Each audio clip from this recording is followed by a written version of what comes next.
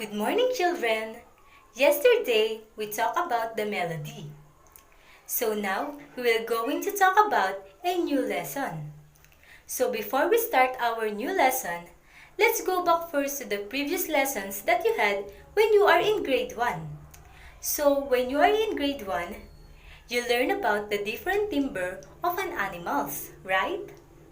So, by hearing, you easily identify what is the timbre or a sound of an animal.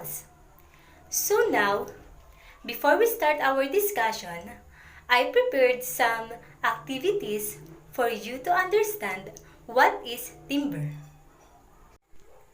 Okay, children, our activity is entitled Hear What I Sing. I prepared a two voice or a two record of a song for you to hear and listen. Then after that, you are going to differentiate the two voices. 'Cause there is no guarantee that this life is easy. Yeah, when my world is falling apart, when there's no light to break up the dark, that's when I look at you. At ngayon, nandyan ka na, di mapaliwanag ang nadarama. Handa ako sa walang hanggan, di pa asahin, di ka sasaktan. Okay, children, going back on our activity, what have you noticed? Or how can you differentiate those two voices? Okay, right. You're right. You're right, children. So the differences of those two voices is that the first singer produces a high timbre of voice, then the second singer produces a lower timbre of voice. So when we say higher timbre of voice, it characterizes a soprano. And when we say soprano, it is the quality of a voice that produces a high timbre of voice. So this is our learning competencies. Uses the voice and other sources of sound to produce a variety of timbres. Okay, children, when we say timbre, it is the quality of our voice. Then, in timbre, the harmony and rhythm was formed. When we say harmony, it produces a note that help us to follow the direction of a tone when we are singing. Then when we say rhythm, it is the how we continuously singing a song or repeatedly singing a song. Okay, children. Now, let's go to our discussion, which is musical instruments.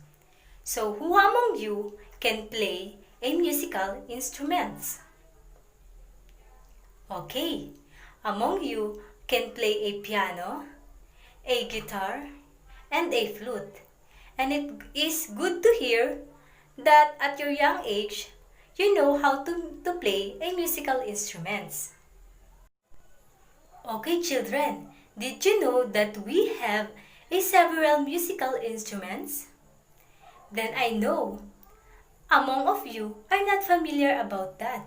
So now we are going to hear and listen what are those sounds of musical instruments. So let's start. I have here the example of musical instruments in percussion. Let's hear first the sound of a xylophone.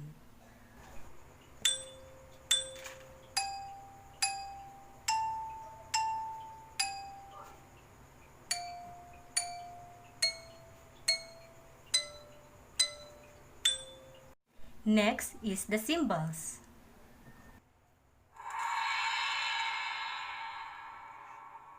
Next is the bass drum.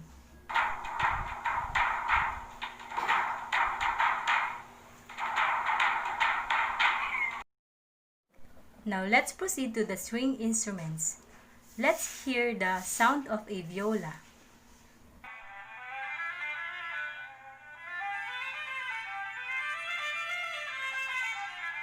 Next is the sound of a guitar.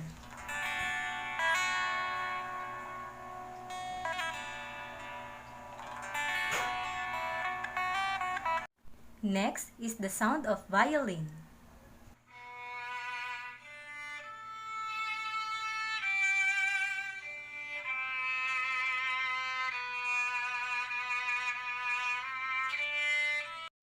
Let's proceed to the keyboard instruments. First, let's hear the sound of accordion.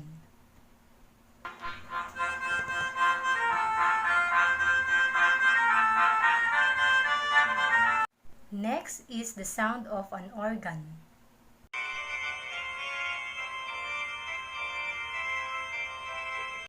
And a sound of a piano.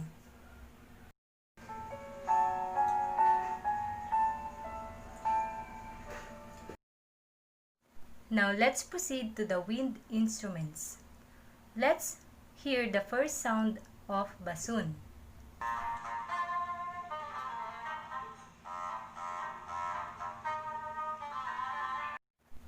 Next is the sound of a flute.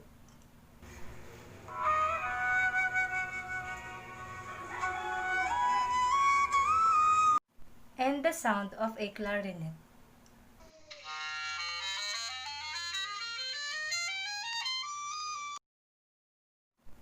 Now let's proceed to the electronic instruments. First, let's hear the sound of electric violin.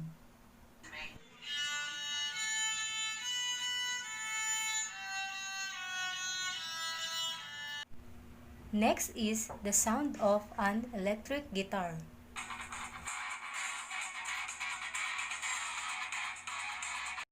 And the last is the sound of mandolin.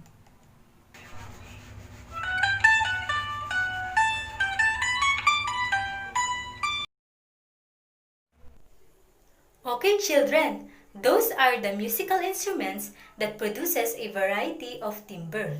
Some of them produces a higher timbre of sound, lower timbre of sound, and produces a pleasing effect on our ear. Children, always remember that we can hear a timbre anywhere. It's either a sound of an animal, it's either when we are singing, when we are speaking, or shouting. It's either when we are hearing different sounds effect, like musical instruments, like the sound of an air. So that was the timbre was formed, or that was how the timbre was formed. So I hope that you learn about this. Thank you for listening.